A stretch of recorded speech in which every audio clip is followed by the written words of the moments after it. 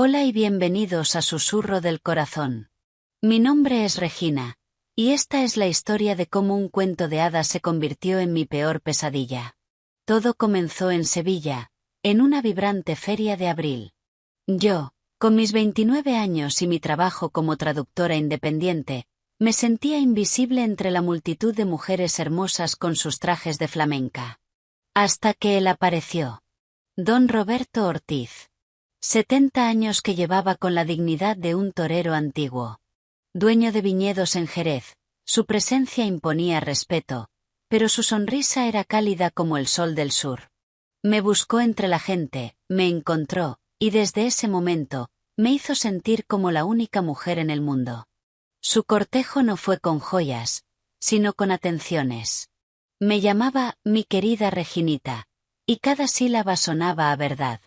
Me llevaba a bodegas centenarias donde el sherry sabía historia, y a pequeños tablaos donde el flamenco latía como un corazón. Yo, una chica de un piso modesto, me vi sumergida en un sueño.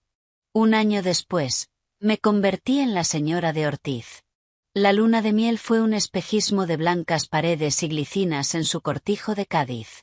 Los primeros meses, todo era luz. Roberto poseía una energía arrolladora. Su deseo por mí era un fuego constante, un torbellino que me arrastraba. Me hacía sentir deseada, viva, especial. Un hombre de verdad, Reginita, necesita sentirse cerca de su mujer, me decía, y yo, embriagada, lo creía. En una llamada con mi amiga Laura, solté una risa nerviosa y confesé: es increíble. El deseo de este hombre es de 4 veces al día de promedio. Al otro lado, solo hubo un silencio incómodo que no supe interpretar. Pero el sol andaluz puede ser implacable. Sus muestras de cariño, antes tiernas, empezaron a volverse exigentes. Recuerdo una tarde, inmersa en un texto complejo para un cliente. Mi concentración era absoluta. De repente, sus brazos me rodearon desde atrás. «Déjalo, Reginita. Ahora soy yo», susurró en mi cuello. Le expliqué, con suavidad, que era un trabajo urgente. Su abrazo se tensó. No dijo una palabra, pero su silencio fue un muro de hielo que se levantó entre nosotros. Se fue de la habitación y la casa se sumió en una quietud helada. La grieta se hizo visible durante una cena con socios. Había pasado el día entero preparando una paella perfecta. Estaba agotada, con la espalda dolorida y el aroma del azafrán impregnado en mi piel.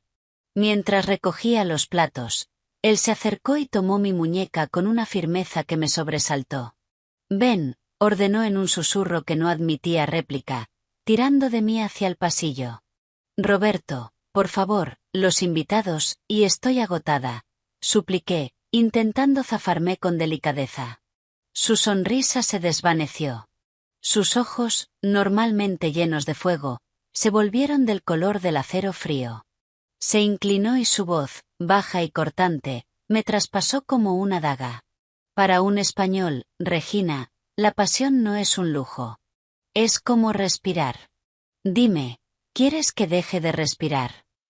Aquellas palabras me paralizaron. No era una pregunta romántica. Era un ultimátum. En ese instante, mirando fijamente sus ojos vacíos, no vi al hombre que me había hecho volar. Vi a un extraño. Y por primera vez, en el calor opresivo de la noche andaluza, un escalofrío de terror absoluto recorrió mi espina dorsal. Algo precioso se había quebrado para siempre, y una voz en mi interior me gritaba que era solo el comienzo. El silencio se había convertido en el tercer inquilino de nuestra casa, un fantasma que se paseaba por los pasillos de la antigua hacienda andaluza. Después de aquella noche en que Roberto me espetó que la pasión era como respirar para él, nada volvió a ser igual. Los días se sucedían en una extraña dualidad, periodos de frialdad glacial que podían durar horas, rotos por arrebatos de intensidad que me dejaban sin aliento y más confundida que nunca. Sus demandas se habían vuelto más frecuentes, más urgentes, como si intentara reafirmar su dominio sobre cada centímetro de mi ser después de mi primer y tímido acto de rebelión. Ya no era solo por las noches. Ahora podía ocurrir a media mañana mientras yo trabajaba en mis traducciones, o incluso durante la siesta, cuando el calor aplastante de Andalucía invitaba al descanso. Tu trabajo puede esperar, Reginita, me decía al encontrarle frente a mi escritorio, su sombra proyectándose sobre mis papeles. Un marido no puede esperar. Una mañana particularmente calurosa de julio, mientras preparaba el desayuno en la cocina con azulejos sevillanos, noté su mirada fija en mí desde la puerta.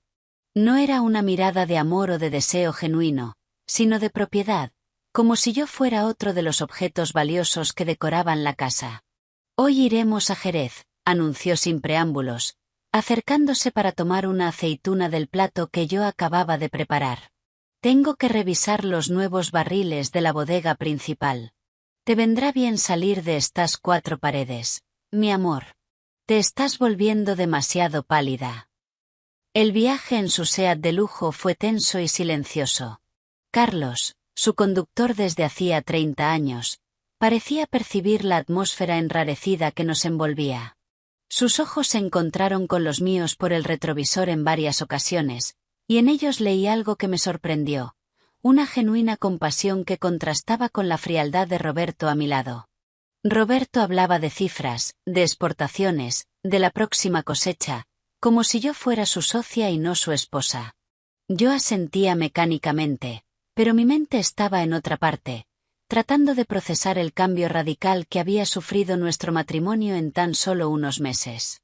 De repente, al tomar una curva cerrada en el camino hacia las bodegas, mi bolso se cayó del asiento, esparciendo su contenido por el suelo alfombrado del coche. «¡Qué torpe soy!», murmuré, sintiendo rubor mientras me inclinaba para recoger mis pertenencias. Fue entonces cuando lo vi. Un destello de color rojo intenso asomaba bajo el asiento delantero. Con disimulo, estiré el brazo y tomé el objeto, sintiendo como mi corazón se detenía por un instante. Eran unas bragas de encaje rojo, diminutas, sensuales, del tipo que jamás había usado en mi vida. La seda se sentía extraña entre mis dedos, como una evidencia tangible de una verdad que mi mente se resistía a aceptar. «¿Qué tienes, Reginita?», preguntó Roberto, notando mi palidez repentina. «Nada, solo un poco de mareo por las curvas», mentí, sintiendo como las lágrimas amenazaban con nublar mi visión mientras escondía la prenda íntima en el bolsillo de mi vestido. Cuando llegamos a la bodega centenaria, con sus muros encalados y sus rejas de hierro forjado, Roberto se sumergió inmediatamente en reuniones con sus enólogos. Yo, con el corazón latiéndome con fuerza en el pecho, busqué a Carlos. Lo encontré en el patio interior, junto a los imponentes toneles de roble donde el jerez envejecía lentamente. «Carlos», murmuré, mostrándole la prenda roja que aún escondía en mi mano temblorosa. «Necesito que me diga la verdad. ¿Puede explicarme esto?». El hombre mayor palideció visiblemente. Miró hacia ambos lados con gesto nervioso antes de hablar, con voz queda pero cargada de una angustia que parecía muy antigua. «Señora Regina, la primera señora Ortiz, no murió de un fallo cardíaco, como seguramente le han contado». Sentí como mis piernas flaqueaban y me apoyé contra un barril centenario, cuya madera áspera me devolvía a la realidad. «Se arrojó por el balcón de la habitación principal del cortijo», continuó Carlos, con los ojos húmedos y la voz quebrada. «Fue una tarde de agosto, hace justo 5 años. Antes de hacerlo, me confesó que no podía soportar más sus demandas y sus infidelidades constantes. Dijo que se sentía como un objeto, una posesión más en su colección, igual que todos sus coches, sus caballos y sus botellas de vino caras». Cada palabra era un martillazo en mi alma, confirmando los temores que había intentado ahogar en lo más profundo de mi ser. «¿Por qué me está contando esto ahora?», pregunté, temblando como una hoja. «Porque la veo a usted sufrir el mismo destino, señora», susurró con urgencia.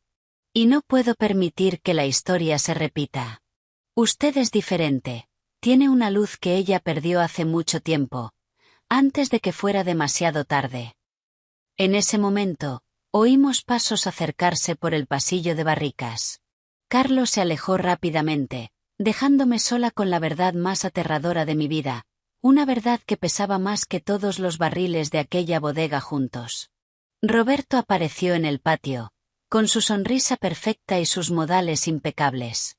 ¿Lista para volver a casa, mi amor?, preguntó, extendiendo su mano hacia mí con un gesto que antes me parecía protector y ahora sentía como una trampa. Al tomar su mano, sentí que tocaba la piel de un completo extraño.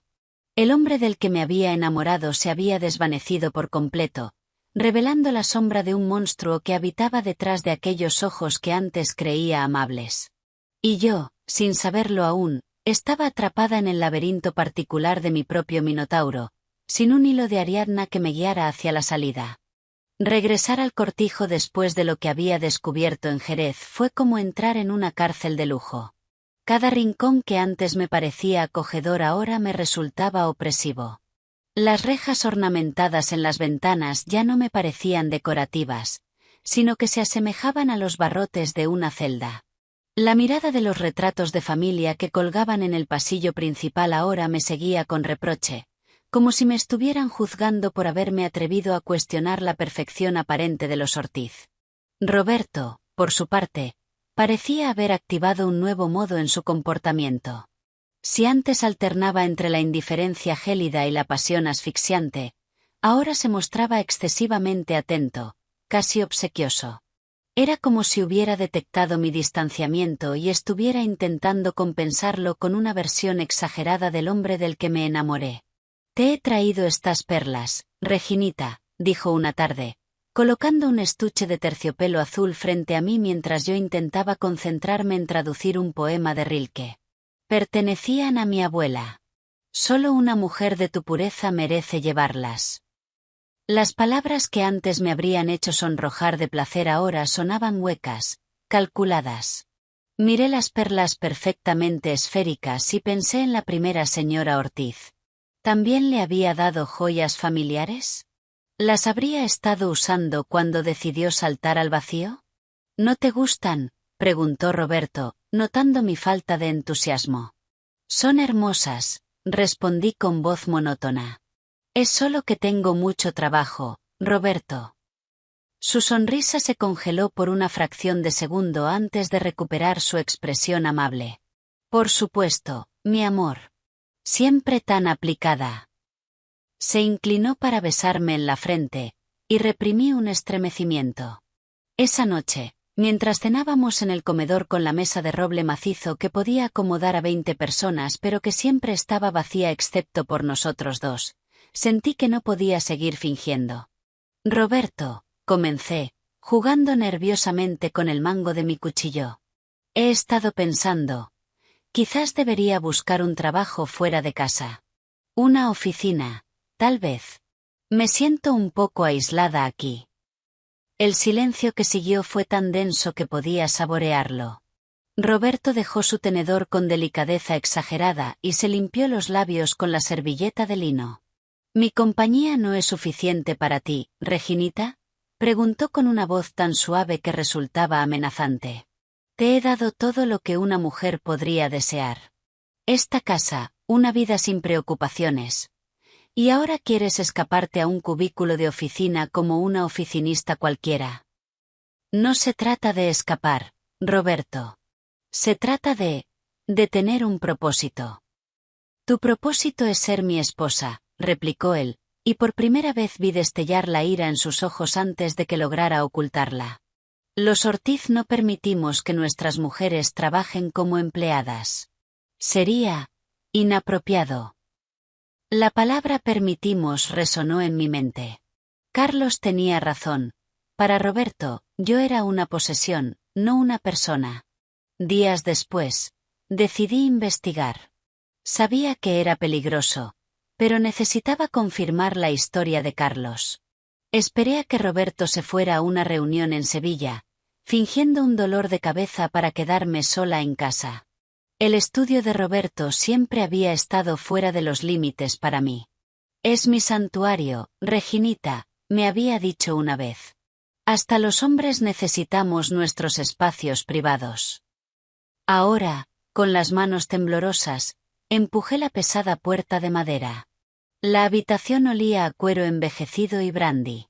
Estanterías repletas de libros contables antiguos se alzaban hasta el techo.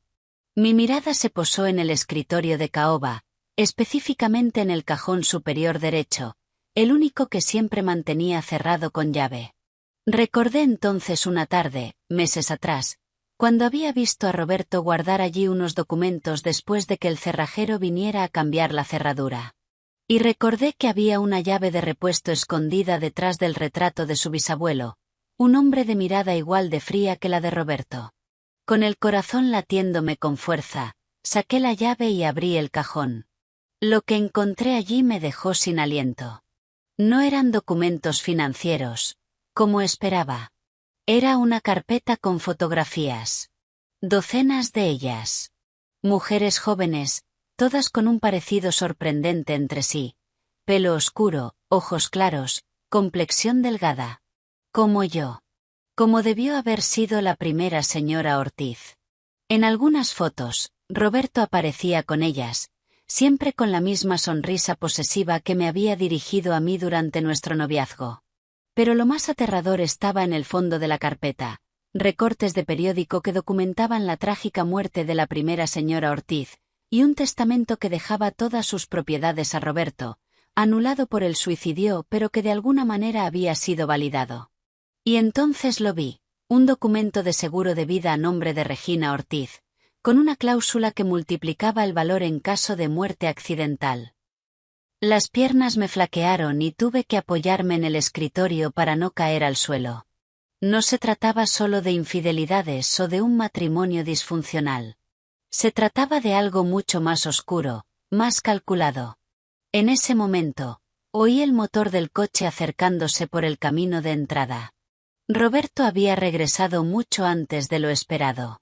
Cerré el cajón con prisas, guardé la llave en su lugar y salí del estudio justo cuando oía su voz llamándome desde la entrada. Reginita. Ven a ver lo que te he traído de Sevilla. Su voz sonaba alegre, jovial. Pero ahora podía detectar el tono de falsedad que antes se me escapaba. Cada palabra suya era una pieza más en el laberinto de mentiras que había construido a su alrededor. Y yo acababa de descubrir que en el centro de ese laberinto no habitaba un minotauro, sino algo infinitamente más peligroso, un hombre dispuesto a todo para proteger su fortuna y su reputación. Al salir a recibirlo, con una sonrisa forjada que me dolía en los músculos faciales, supe que estaba viviendo junto a un asesino. Y que mi vida dependía de que él no descubriera que yo lo sabía. Cada día se había convertido en una representación teatral donde yo era la actriz principal en una obra cuya trama ignoraba. Desde que descubrí los documentos en el estudio de Roberto, cada sonrisa, cada gesto de cariño, cada muestra de afecto por su parte me parecía una escena cuidadosamente coreografiada.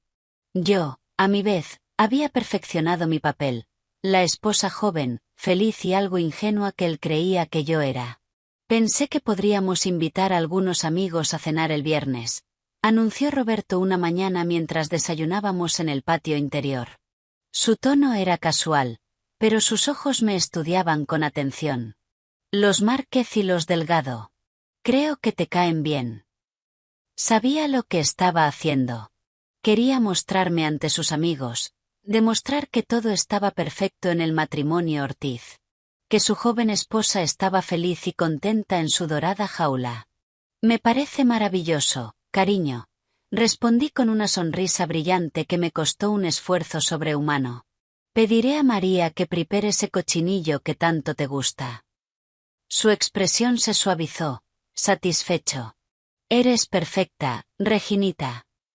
Sus palabras, que antes me hacían volar, ahora me helaban la sangre. Mientras organizaba los detalles de la cena, mi mente no dejaba de dar vueltas alrededor de dos preguntas. ¿Cómo podía escapar? Y, más importante aún, ¿cómo podía demostrar lo que había descubierto?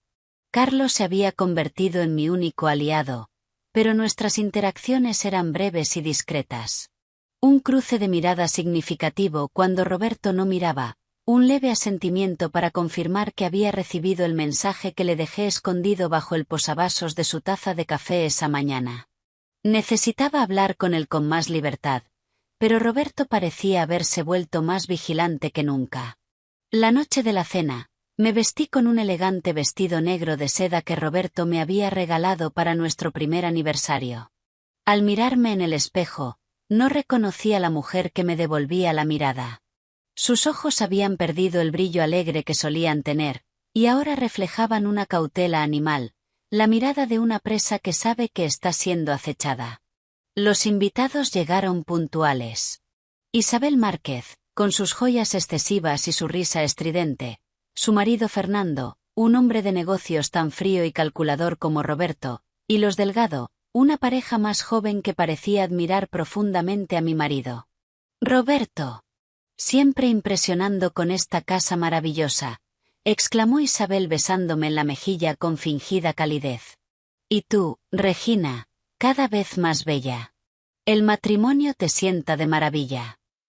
«Gracias, Isabel», respondí con una sonrisa que sentía tan falsa como la suya.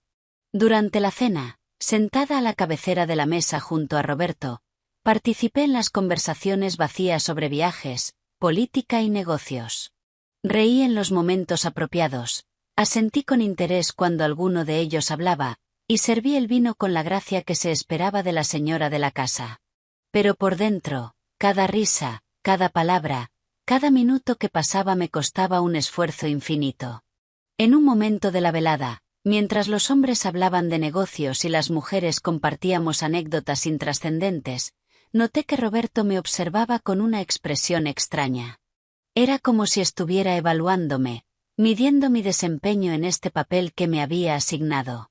«Querida», dijo interrumpiendo su conversación con Fernando, «¿por qué no les cuentas a nuestros amigos sobre ese proyecto de traducción en el que estabas trabajando? Creo que les interesará». Todos los ojos se posaron en mí. Era una trampa. Sabía que despreciaba mi trabajo, que consideraba mis traducciones un pasatiempo sin importancia. Pero ahora quería mostrarme como el marido comprensivo y apoyador. Tomé un sorbo de agua para ganar unos segundos, sintiendo como su mirada me desnudaba el alma. «Es una antología de poetisas nórdicas», comencé, eligiendo mis palabras con cuidado. «Estoy traduciendo al español los poemas de Karin Boye. Es un proyecto fascinante, aunque ciertamente complejo». «¡Qué interesante!», exclamó Clara Delgado con genuino interés. «No sabía que te dedicabas a la traducción literaria». «Mi mujer tiene muchos talentos ocultos», intervino Roberto con una sonrisa que no llegaba a sus ojos. Su mano encontró la mía sobre la mesa y la apretó con fuerza. No era un gesto cariñoso, sino una advertencia. La conversación derivó hacia otros temas, pero yo ya no podía concentrarme. La presión de su mano alrededor de la mía era como un recordatorio constante de mi situación.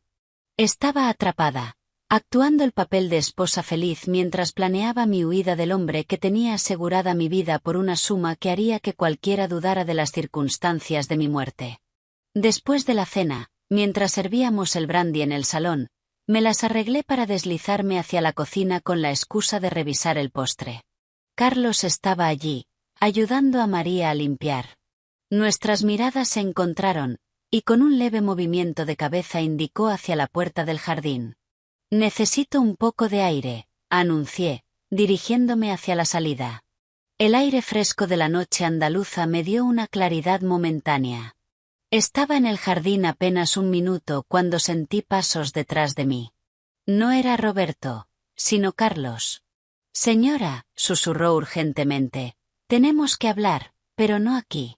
Es demasiado peligroso». «¿Qué puedo hacer, Carlos?», pregunté sin mirarlo, fingiendo contemplar las estrellas por si alguien nos observaba desde la casa. «Hay una manera», dijo rápidamente. «Pero necesitamos pruebas». «Sin pruebas», es la palabra de una mujer contra la de un hombre poderoso. Encontré documentos en su estudio, confié en voz baja. Fotografías de otras mujeres, el testamento de su primera esposa, una póliza de seguro. Carlos hizo un ruido gutural de preocupación. «Eso es peligroso, señora. Muy peligroso».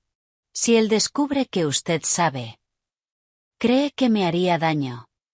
El silencio que siguió fue más elocuente que cualquier respuesta. Finalmente, habló de nuevo. Hay una caja de seguridad en la oficina de Sevilla. Él guarda allí documentos importantes.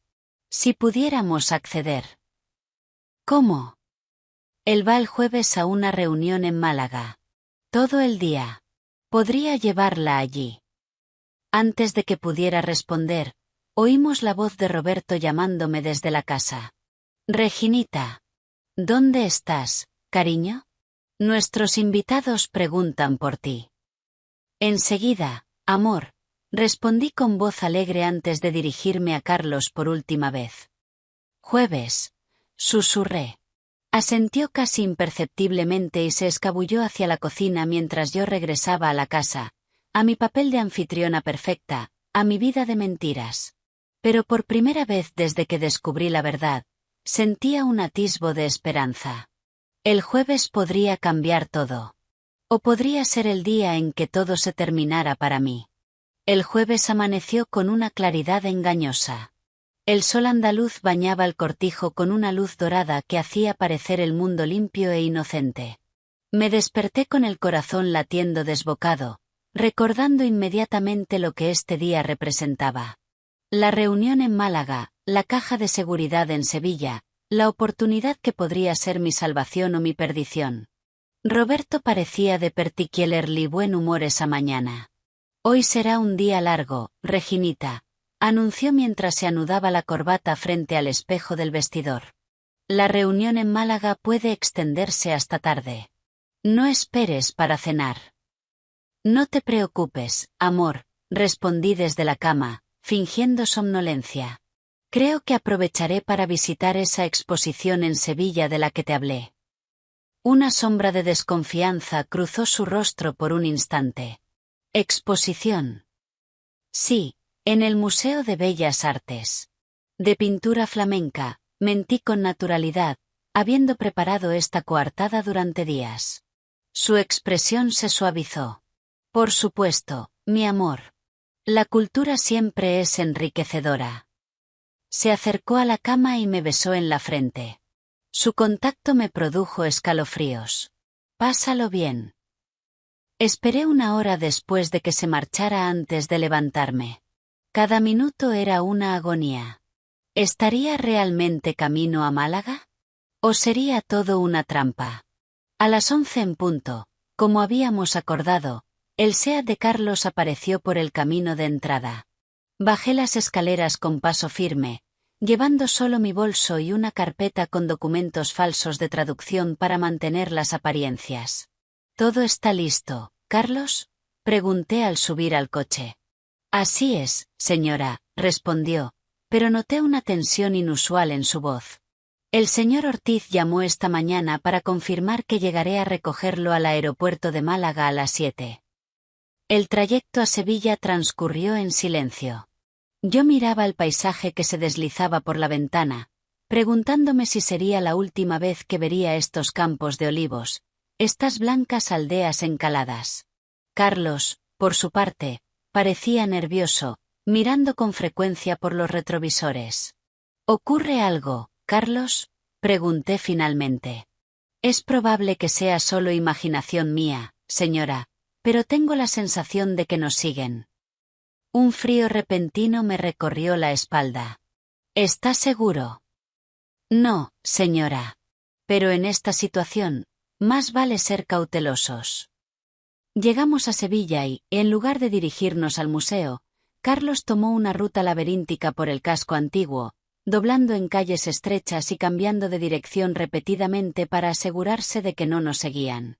Finalmente, estacionó frente a un edificio antiguo pero imponente en el barrio de Santa Cruz. Las oficinas están aquí, anunció Carlos. Tenemos aproximadamente 3 horas antes de que tenga que partir a Málaga. La oficina de Roberto era lo que esperaba, lujosa, impersonal, con muebles de diseño caros pero sin ningún toque personal. Dominaba la estancia una enorme mesa de escritorio de cristal y acero, tras la cual se alzaba una pared entera de cajas fuertes discretamente integradas en el diseño. ¿Sabe en cuál está?, pregunté, observando las más de 20 cajas idénticas. Carlos asintió y se dirigió a una situada en la esquina inferior derecha. La número 18. La he visto abrirla en varias ocasiones cuando me ha necesitado para llevar documentos. Extrayó una llave de su bolsillo. Hace años, después de lo de la primera señora Ortiz, hice una copia. Por si acaso. Introdujo la llave con manos temblorosas. Yo contuve la respiración. El mecanismo cedió con un clic suave. Dentro había varios documentos ordenados meticulosamente. Carlos los sacó y los colocó sobre el escritorio. Pasaportes, cartas, contratos. Y entonces lo encontramos. Una carpeta gruesa con el sello de una compañía de seguros. Al abrirla, vi mi nombre en letras mayúsculas. Regina Ortiz.